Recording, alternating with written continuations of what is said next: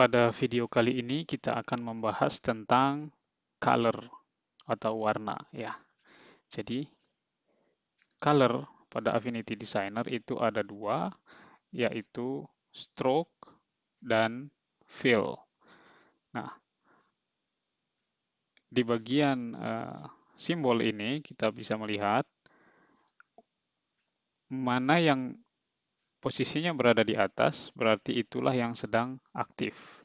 Ketika saya klik di sini stroke, posisi stroke ada di atas daripada fill, berarti yang akan berubah ketika kita select warna di sini adalah stroke. Dan ketika saya klik fill di sini, maka ketika warna ini kita select, maka warna objek yang akan berubah adalah fill-nya.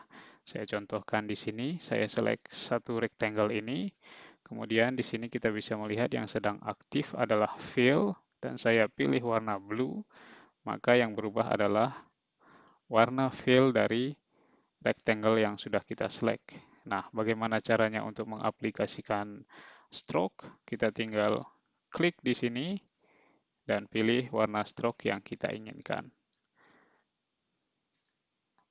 Stroke-nya tidak bisa kelihatan karena terlalu kecil. Kita tinggal klik stroke di sini dan atur width-nya, atur ketebalannya. Satu hal yang perlu kita ketahui adalah shortcut bagaimana cara berpindah dari stroke ke fill atau sebaliknya, yaitu dengan menekan tombol X pada keyboard kita. Selain itu, tipe color di sini juga bisa kita rubah. Di sini kita sedang menggunakan color wheel. Nah, ini kita bisa ganti dengan cara mengklik pada menu di pojok atas, klik. Nah, ini kita bisa pilih wheel, slider, boxes, atau tint. Misalkan ini saya klik slider. Nah, begini tampilan yang muncul seperti ini. Kita bisa mengedit warna kita dengan menggeser-geser slider RGB di sini. Nah, RGB ini bisa kita rubah juga menjadi misalkan CMYK.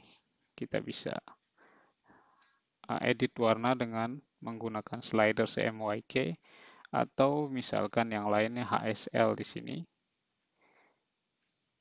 Nah, option RGB CMYK di sini ini murni hanya berlaku di objek yang kita select. Jadi tidak akan mempengaruhi profil color dari desain kita secara keseluruhan. Maksudnya ketika kita di awal setup dokumen kita pilih color-nya adalah RGB, kemudian di sini kita pilih color CMYK, dan ketika kita save objek kita ini ke dalam file misalkan PSD, maka yang tersimpan adalah apa yang kita pilih di sini. Atau pada saat pertama kali kita membuat dokumen baru. Tidak akan menjadi CMYK seperti warna yang kita select di sini.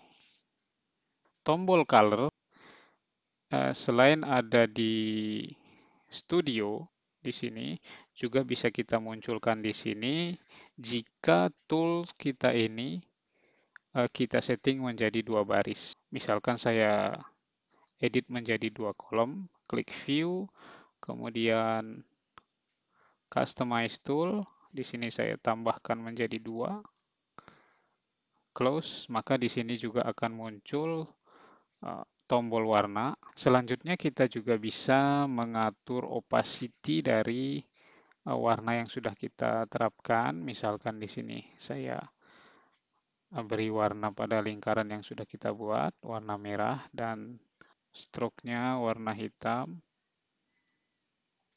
Kemudian ini fill-nya ini kita bisa edit opacity-nya, misalkan kita buat lebih transparan 50% misalkan di sini. Selain itu kita juga bisa mengatur selain opacity, kita juga bisa mengatur noise dari warna fill kita dengan mengklik lingkaran atau warna di bawah tulisan opacity. Di sini klik maka berubah menjadi noise. Ini kita bisa atur noise-nya jadi 100%, misalkan di sini kelihatan efeknya. Teman-teman silakan perhatikan feel di sini ketika saya geser slider ke 0% dan ketika saya geser lagi slider ke 100%. Kelihatan ada perubahan. Kalau belum kita besarkan objek ini. Nah, ini sekarang kondisi noise 100% dan ketika kita kurangi jadi 0% jadi lebih smooth, jadi lebih halus. Oke. Kemudian kita juga bisa mengganti warna objek kita dengan menggunakan color picker dengan cara mengklik simbol color picker di sebelah tombol warna ini. Kita klik color picker, kita drag ke bagian warna yang akan kita ambil. Dengan menggunakan color picker ini kita bisa mengambil warna dari luar aplikasi Affinity Designer. Misalkan ini saya ingin mengambil warna dari taskbar, saya klik tombol kuning di logo folder ini. Nah, warna yang kita ambil akan tersimpan untuk sementara di lingkaran kecil ini. Jika kita ingin mengaplikasikan warna ini ke objek yang kita pilih, tinggal klik tombol atau klik warna lingkaran kecil ini.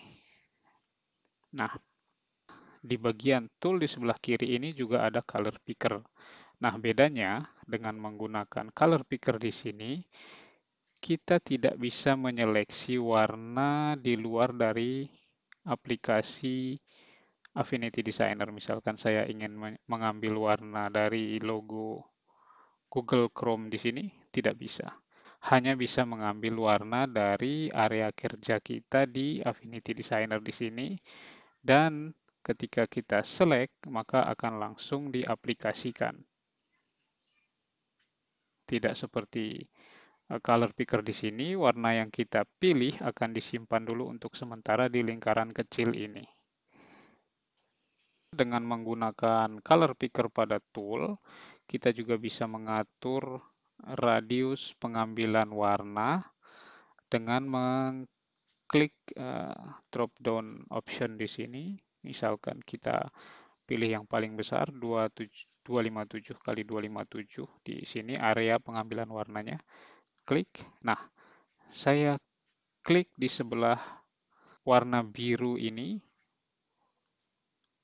maka warna yang diambil akan menjadi seperti perpaduan antara warna biru dan warna merah.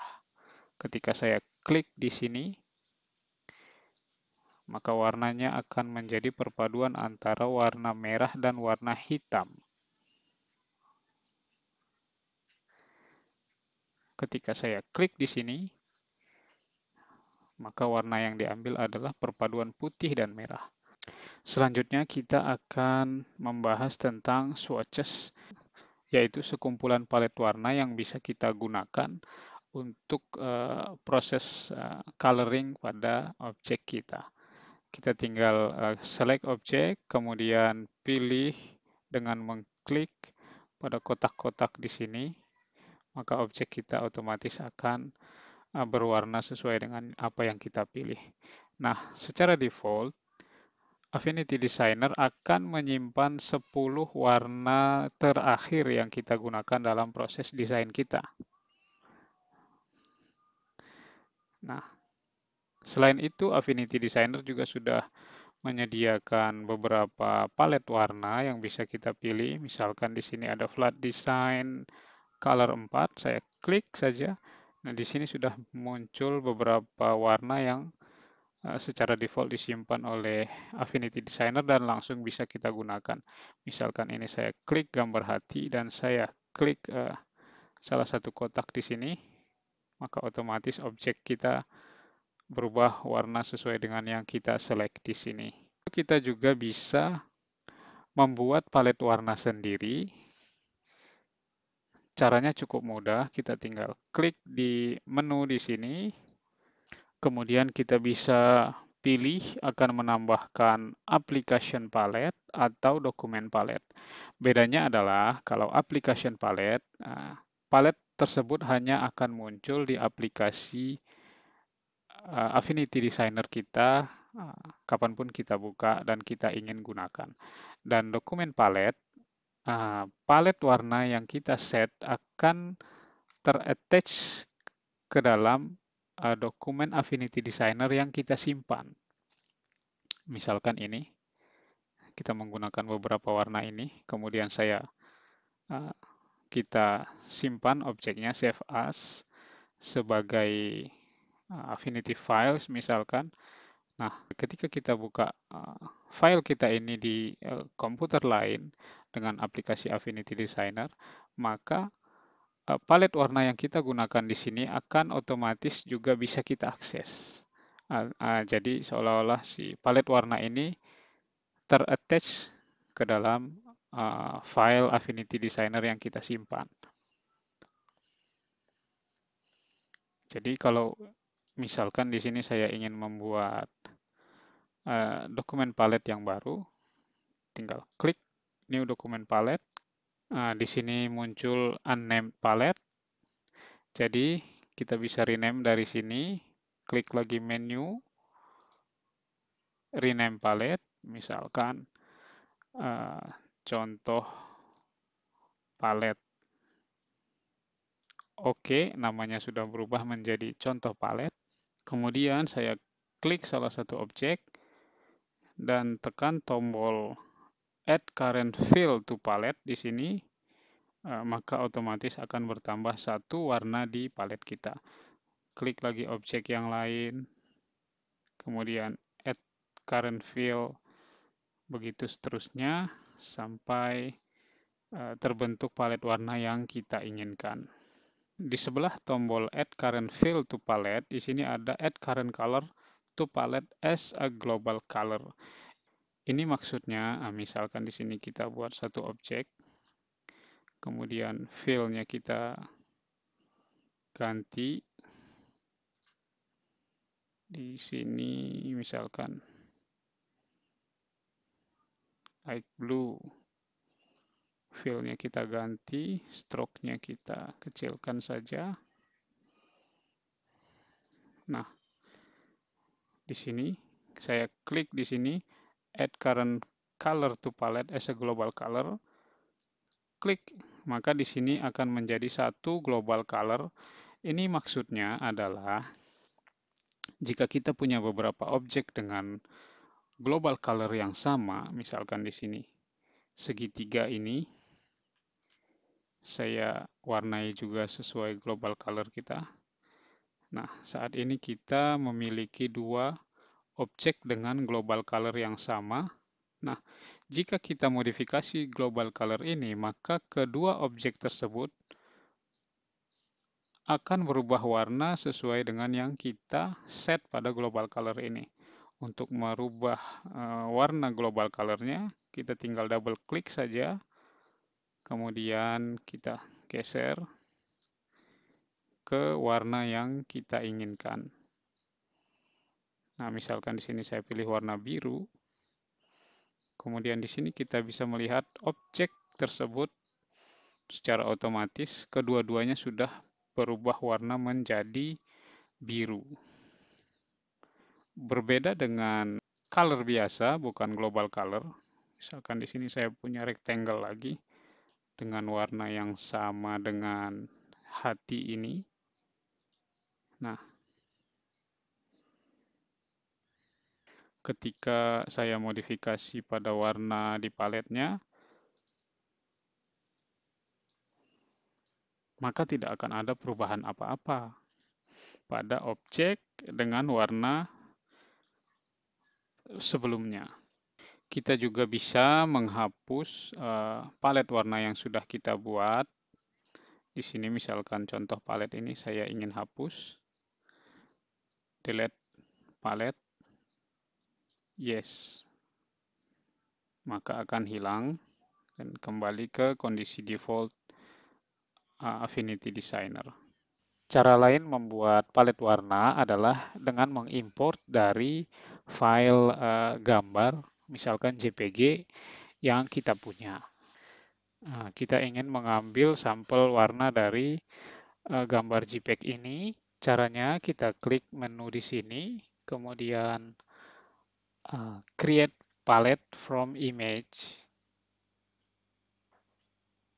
Klik, kita cari image-nya di mana disimpan. Di sini saya simpan di desktop tadi dengan nama sample color. Kemudian open. Nah, secara default, Affinity Designer akan mengambil 5 sampel warna dari gambar kita. Dan ini bisa kita rubah dengan menggeser slider di sini. Misalkan di sini sekarang 147, bisa juga kita langsung ketik, kita mau ngambil 200 sampel warna, kemudian preview. Nah, sudah jadi. Kita klik create, maka otomatis akan masuk di dalam panel swatches kita dengan nama sample color. Selain mengambil dari file JPEG, kita juga bisa mengambil dari dokumen Affinity Designer yang sudah tersimpan di laptop atau di PC kita. Palet warna juga bisa kita import atau ekspor untuk digunakan di aplikasi Affinity Designer di laptop atau PC lain misalnya. Ukuran kotak-kotak pada palet warna ini juga bisa kita setting dengan mengklik di sini, kemudian appearance. Nah, ini kita bisa pilih small, medium, atau large. Di sini saya klik large misalnya, maka kotak-kotak palet warna kita akan menjadi besar. Kita kembalikan saja appearance small. Tab selanjutnya adalah stroke. Pada bagian ini kita bisa mengedit stroke, misalkan pada gambar love di sini kita mau memunculkan stroke, kita tinggal geser slider ini untuk mengatur ketebalan dari stroke pada image yang kita pilih. Nah, di sini juga ada option caps, join, dan align. Untuk caps hanya akan terlihat apabila kita aplikasikan pada garis. Di sini kita buat satu garis. Seperti ini, kita ganti warna stroke-nya. Kemudian kita zoom. Nah, ujung garis kita sudah terlihat seperti setengah lingkaran ya. Rounded berarti sedang aktif option caps round. Sini kita coba klik garis ini, kemudian kita pilih butt cap ataupun square cap. Bedanya butt cap dan square cap kita bisa lihat dengan menggunakan square cap, posisi node kita ini berhenti tepat sebelum ujung garis kita berakhir.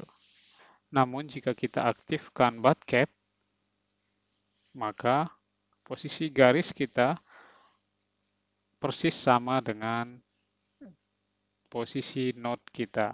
Kemudian yang kedua ada join. Di sini kita bisa melihat pada gambar love. Dengan mengklik salah satu option di sini, kita bisa melihat perubahannya. Nah, seperti itu. Jadi ini adalah sambungan dari stroke pada image yang kita pilih, tipenya seperti apa. Nah, di bawahnya ada option align. Ini adalah posisi stroke kita terhadap fill. Option pertama di sini adalah align stroke to center. Artinya, fill kita ini sebenarnya masuk sampai ke setengah dari garis stroke kita. Pilihan yang kedua adalah align stroke to inside. Artinya, stroke kita ini akan masuk sepenuhnya ke dalam fill, seperti itu. Dan yang terakhir adalah stroke to outside, artinya stroke kita ini sepenuhnya keluar dari fill image kita. Seperti itu. Image-nya menjadi lebih besar. Namun posisi default adalah align stroke to center.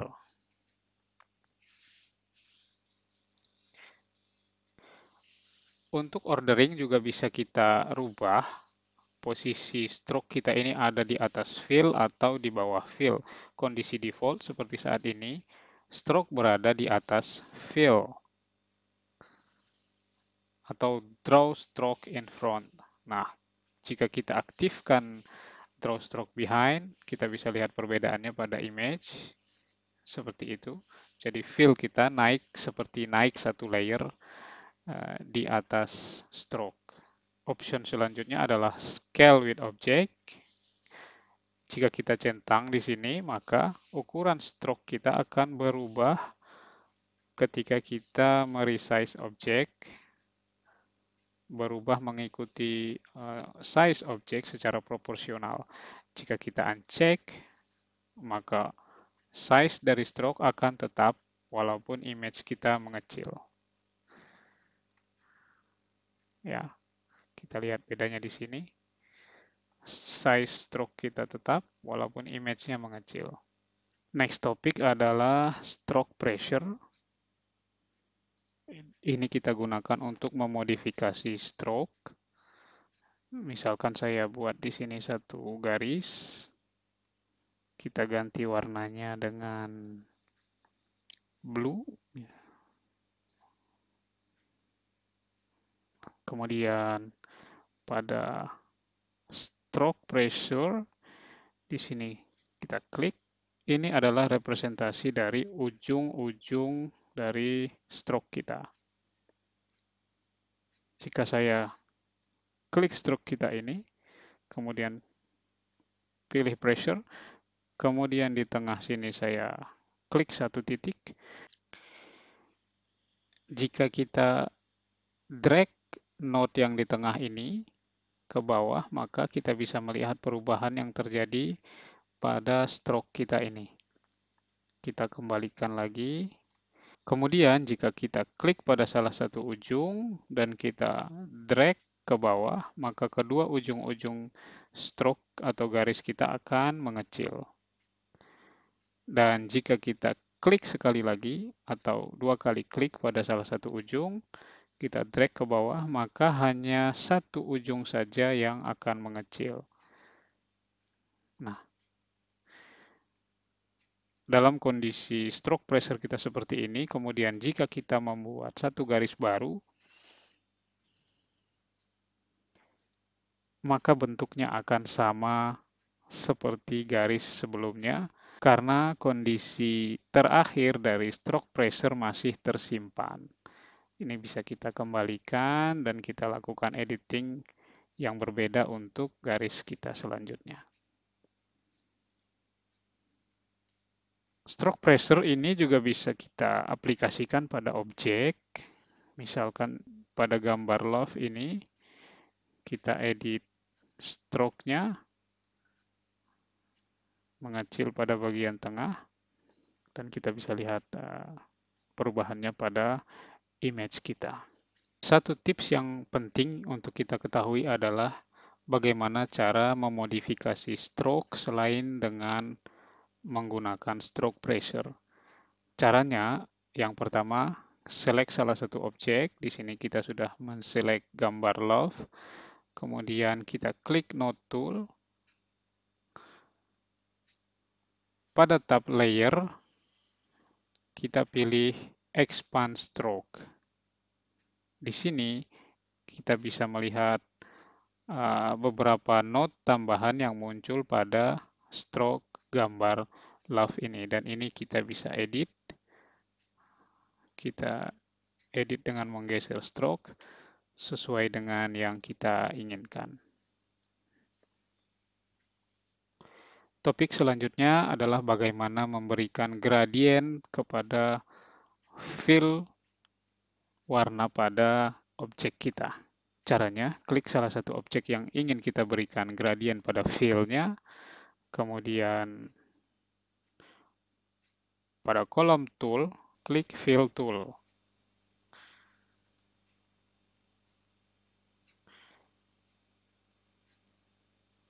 Dan klik and drag garis gradien yang ingin kita buat. Tipe gradiennya bisa kita rubah di sini. Yang umum digunakan adalah linear dan radial. Di sini kita menggunakan yang linear. Kita klik salah satu ujung, kemudian pilih warna yang kita inginkan. Misalkan di sini saya gunakan light blue, dan ujung yang lainnya dark blue.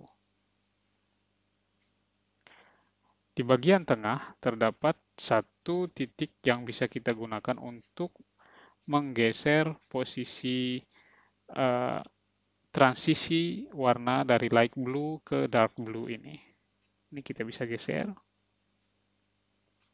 Begitu juga jika kita menggunakan gradien radial. Ini kita bisa geser. Salah satu ujung adalah titik pusat dari gradien kita. Slider ini kita bisa geser untuk mengedit posisi transisi warna pada gradien yang kita gunakan.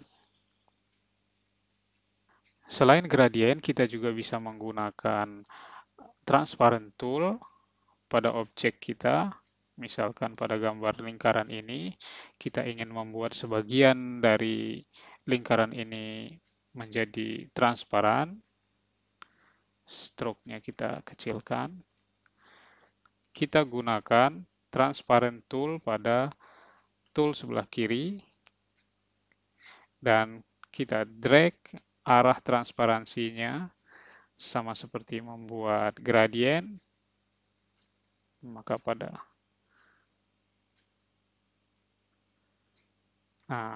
lingkaran ini sekarang bagian bawahnya sudah transparan. Ini kita bisa tambahkan background pada lingkaran ini untuk melihat transparansi dari lingkaran tersebut. Fill blue.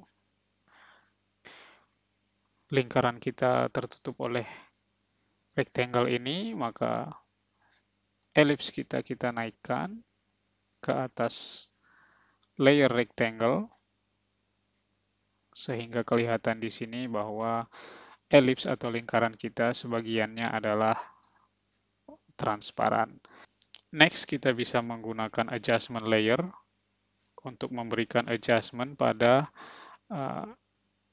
objek-objek yang sudah kita buat.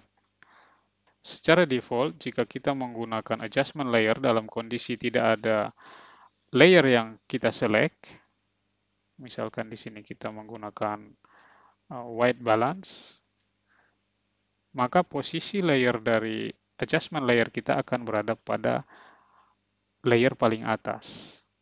Artinya, adjustment yang kita lakukan di sini akan berefek terhadap seluruh image yang sudah kita gambar.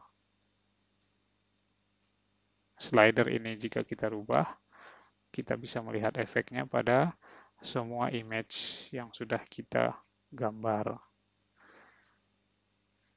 Oke, ini kita coba delete.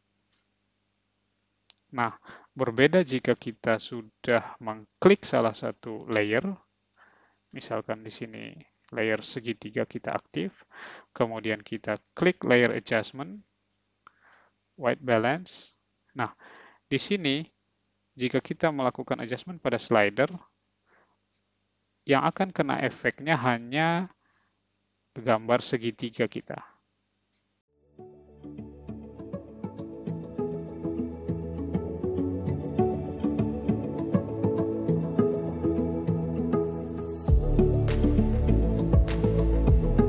Demikianlah video kali ini dan semoga bermanfaat. Jangan lupa like, share ke teman-teman kalian, dan subscribe. Dan juga nyalakan tombol loncengnya supaya kalian semua tetap mendapatkan update setiap ada video baru.